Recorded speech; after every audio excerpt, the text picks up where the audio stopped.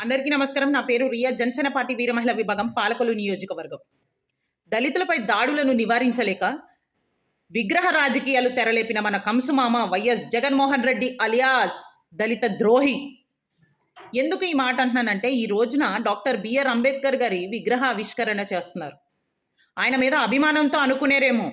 నిజంగా doctor BR Ambedkar గారి మీద అంతే అభిమానం ఉంటే డాక్టర్ బిఆర్ అంబేద్కర్ గారి విదేశీ విద్యని పేరు తొలగించి వైఎస్ జగన్మోహన్ రెడ్డి గారి పేరు ఎందుకు పెట్టుకుంటారు? డాక్టర్ బిఆర్ అంబేద్కర్ గారు రాసినటువంటి రాజ్యాంగం ప్రకారం దళితులకి కేటాయించాల్సిన నిధులు ఎందుకు కేటాయించలేకపోతున్నారు? దళితులకి కేటాయించాల్సిన నిధులు ఎంత మోసం చేశారో తెలుసా? ఈ రోజున రాష్ట్రంలో ఎస్సీ ఎస్టీలపై జరుగుతున్న దాడులు 2019 నుంచి 2022 వరకు 9,757 దాడులు జరిగినాయి. కానీ ఈ ముఖ్యమంత్రికి ఎటువంటి స్పందన కూడా లేదు. ఈ రోజున మన దక్షిణ భారతదేశంలోనూ దళితులపై జరిగిన దాడుల్లో మొదటి స్థానంలో ఉంది.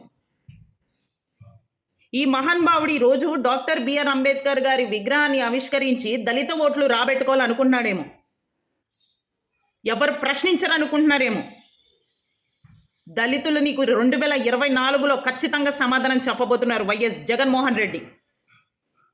ఎందుకంటే నువ్వు మాకు చేసినటువంటి అన్యాయం ఏంటో, ఎన్ని దాడులు చేయించావో, ఎన్ని దారుణాలు చేయించావో, మాకు న్యాయం జరిపించావా లేదా అనేది మా దళితులు అందరూ కూడా చూశారు. ఈ రోజున ప్రతి ఒక్కరు గమనించాల్సింది ఒకటే చిన్న ఎగ్జాంపుల్.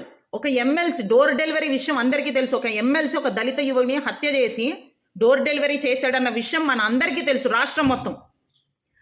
కానీ వైఎస్ జగన్మోహన్ రెడ్డి హంతకుడి వైపు ఉన్నాడా లేక దళిత యువకుడు వైపు ఉన్నాడా అనేది మనం చూడాలి. హంతకుడి భుజం మీద చెయ్యేసి కుర్చీలేసి పైన కూర్చోపెట్టుకుంటున్నాడు.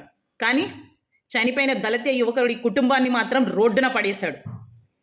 నీళ్ళు అడిగిన, దాహం వేస్తుందని నీళ్ళు అడిగిన ఒక దళిత యువకుడి నోట్లో మూత్రం పోసి హింసించారు. ఇలాంటి దాడులు చెప్పుకుంటే ఎన్నున్నాయో.